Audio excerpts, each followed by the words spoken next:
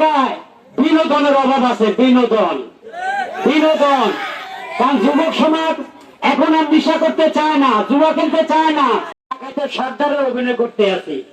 এখানে অন্যগুলো দৌড়ের উপরে রাখছে, আপনারা নাকি ডাকাইতের অত্যাচারের দৌড়ের উপরে আছেন। তো এই নিয়ে নাটকের শুটিং চলছে আজ সকাল থেকে। কিন্তু আমি এমপি সাহেবের সাথে, কাজল ভাইয়ের সাথে দেখা করার জন্য লাঞ্চের ঘর থেকে বসে আছি। ভাই চেহারাখানা একটু দেখে যাব। তো যাই হোক, ভাইকে দেখে আমার খুব ভালো লাগলো। আমি রহমান করে গেছিল সেই জিসাসের সহসভাপতি। তা আমি একটা কথাই বলবো, কাজল ভাইকে অনুরোধ করব, আপনি এলাকার সব সমস্যার সমাধান করবেন, কিন্তু আমার একটা সমস্যার সমাধান করবেন।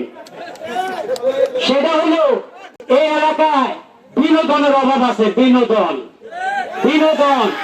কারণ যুবক সমাজ এখন আর নেশা করতে চায় না, জুয়া খেলতে চায় না, মদ খাইতে চায় না। ওরা যদি একটু বিনোদন খায় তাহলে কিন্তু ওরা শান্তিতে থাকে।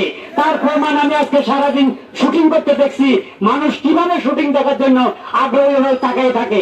তা আমি দোয়া করবো 12 তারিখে কাজল ভাই তো ফাঁস অবশ্যই করবে, ধানের শীষে ভোট আপনারা অবশ্যই দিবেন।